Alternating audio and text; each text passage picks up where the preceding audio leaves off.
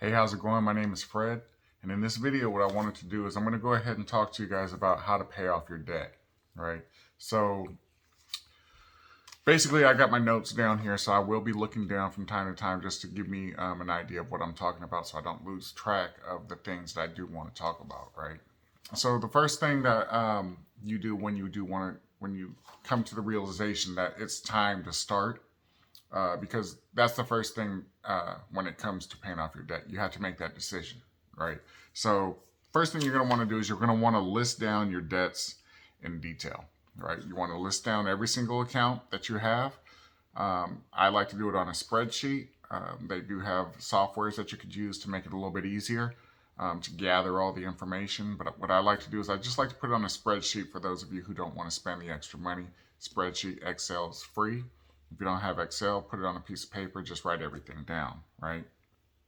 You also want to know what account it is, account number, right? What I like to do, and this is what I do, I like to write down the account number, the name of the company, the type of debt that it is, whether it's a student loan, credit card, car loan, mortgage, whatever it is, I list that down, right? You want to know how much you owe, right? So basically, whatever the balance is, you're going to go ahead and look that up online, look up the balance, write it down on your spreadsheet. You want to know what the interest rate is, so that way you know exactly, who's charging more interest, who's charging less interest, things like that. And then you want to know what the minimum payment is. So like things like your vehicle, like an auto loan, is always going to be the same amount. It's never going to fluctuate or change. But then you have a mortgage that, if you're on a adjustable rate mortgage, that could fluctuate, right? It could go up and down. Most of the times after 2008, people would get what's called a fixed rate, right? So the payment will always remain the same. The only time that payments will change is when the taxes change, or maybe the insurance might change. So those amounts may change over the life of the loan. So just keep that in mind. You also want to know if it's a credit card, what your available limit is. Available amount to spend on it is. So if you have a credit limit, say of $5,000, and you have a $2,500 balance, you'll have a $2,500 remaining balance.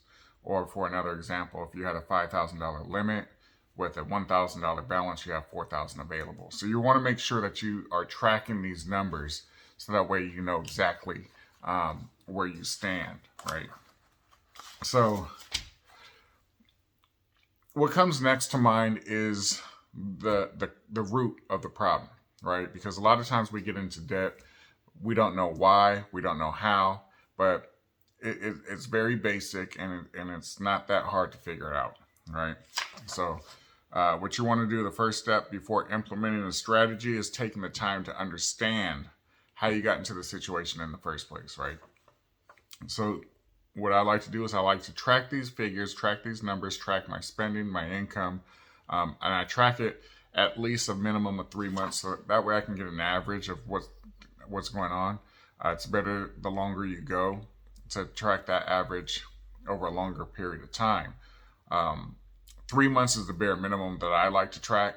I prefer 6 months to a year to be a little bit more comfortable in those numbers, because you'll have a better overall picture the longer that is, the longer it's spread out, right? And it simply boils down to one thing when it comes to this. You're spending too much money and you're not bringing in enough, right? So if you're not bringing in enough and you're spending more, the first and immediate thing that you need to do is to cut back on your expenses. And that's the purpose of having a budget, okay? You'll see the video up here. Click on that up there. You'll be able to watch the video where I talk about budgeting things, and you'll be able to go ahead and implement those things as far as how to create a budget, how to track your spending, because tracking is everything when it comes to a budget, right? You need to track how much you're spending, even the most minimal things that you think might not have any bearing, like you go into the store and buy a pack of gum, right? It might be 50 cents or $1 or something like that.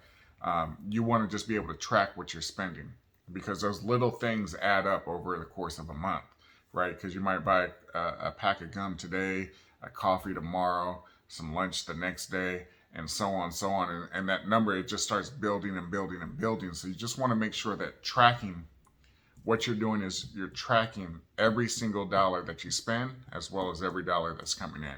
So the first thing, like I said, is to cut down on the expenses. So if you see you're overspending on eating, which most of us do, then maybe you might want to bring lunch a few more times during the week, right? Because if you're spending money on lunch every single day, again, they call that the latte factor, where you're just spending, spending, spending. You might be able to just buy, go to the deli, buy some meat, make sandwiches, right? You can make a great sandwich that tastes just like Subway or some of these other Togos or something like that. That's going to taste just as good, but for a fraction of the cost. So you want to make sure that you're doing these things in order to go ahead and start saving there, right? And if those savings aren't enough and you're still not bringing in enough, right, then you have to start thinking about other ways of bringing in income, right? Because most people only have one source of income, which is their job, right? If you're even working, sometimes people don't have a job, right? They might be on unemployment. And if they're on unemployment, they have a certain amount that they're going to get, right? So they have to you have to figure out a way to help increase your income. You know, increase the money that's coming into the household to at least get the basics, right? The necessities, the wants, not the needs. Because when you have needs and you're overspending, that gets you into the situation where now you have to start prioritizing, right? As far as what you're spending your money on. And prioritization is something that is very important to me because I see so many people that don't have their priorities in order. And this is where they get into a lot of problems, right? So when I talk about priorities, there's certain things that I want you to understand that could actually help you if you get those things in order, okay? So I wanted to lead with that because what we're going to talk about in this video are two forms of paying off your debt that are the most talked about, but something that I feel is very important for you to understand as far as how it is that you're going to tackle your debt when it comes time that you make that decision that you want to be debt free. Okay. So I've said it in videos before, and I'm going to say it again in this video. The very first thing that I always recommend that you do is to get a starter emergency fund started and build that up to $1,000. And however long that's going to take is going to be based on your budget. So again, everything is coming back to the budget, right? Because the budget is like the nucleus. That's going to show you exactly what's coming in, what's going out, and what's remaining, right? If there's a remainder left, or if there's a lack thereof. And if there's a lack of money, then you have to figure out something that you can do to go ahead and start bringing the income amount up, right? Because at the end of the day, we need to make more than we're spending. And if we're spending more, we have to start making cuts, right? One example that you can make a cut on is, let's say, for example, you have a gym membership, but you haven't been in 3 months. Well, one thing that I like to tell people is to cut that gym membership off. That's going to save you like $20 a month, you know, depending on where you go to the gym. You know, average is about $20 a month. Could be more, could be less, but whatever the case is, that's $20 saved right there, right? A lot of times people have multiple streaming platforms like Netflix, Hulu, Peacock. They have all these different things. So that's something that you might need to work on, right? Sometimes they have all these things, and then they also have Xfinity or DirecTV. Whatever the case is, there's ways to start saving money, right? You don't have to spend everything. The goal here is to start saving more than you're spending, because at the end of the day, we want to live a comfortable retirement, right?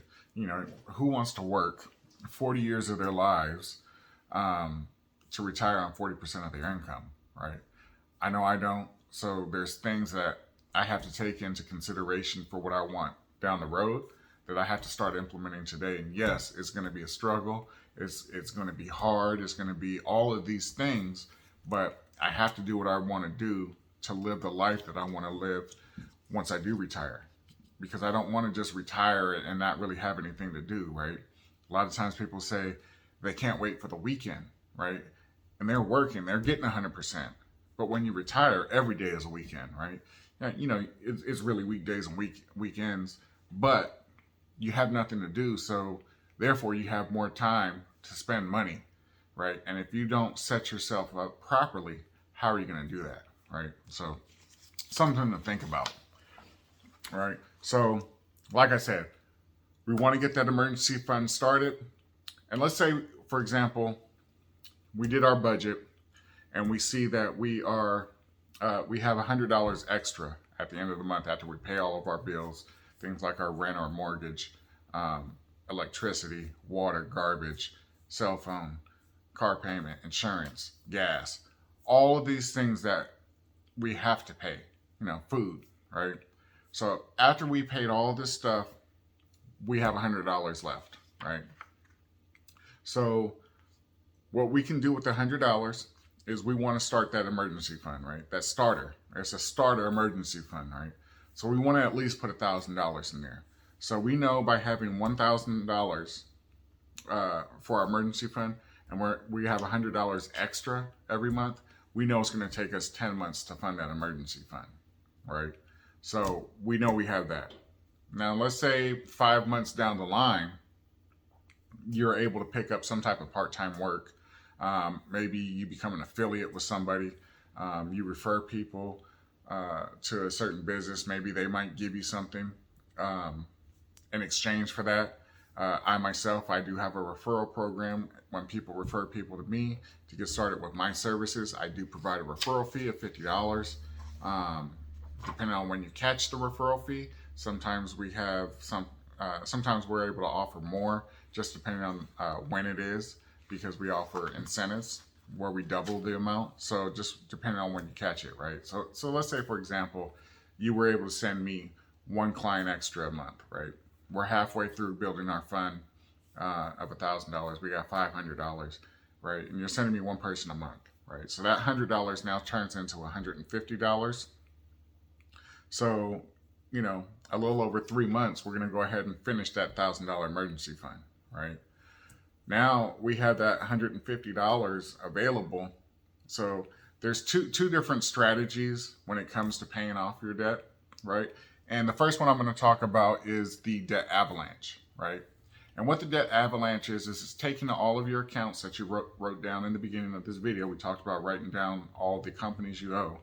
And what we're going to do is we're going to prioritize them based on the interest rate, right? So whatever account has the highest interest rate is going to get paid first, right? So we're paying $150 extra on top of the minimum payment. Everything else gets the minimum payment, but this account with the highest interest rate is going to get that $150, right? So let's say, for example, it takes us 3 months to pay off that first account. Bam, we're set with that account. Now what we're going to do is we're going to go down to the next account, you know, account number 2, that has the next highest interest rate, right?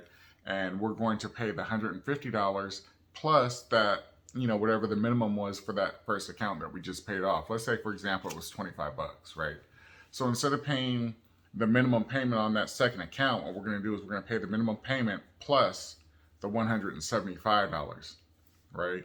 So let's say it took us 3 months to pay that off, right? And let's say that second account had a minimum payment of $50, right? So we had the 50 plus the 25 from the first account, right? Now we're going on to that third account. So we have the 150 that we were over, plus the 50 from that second account, plus the 25.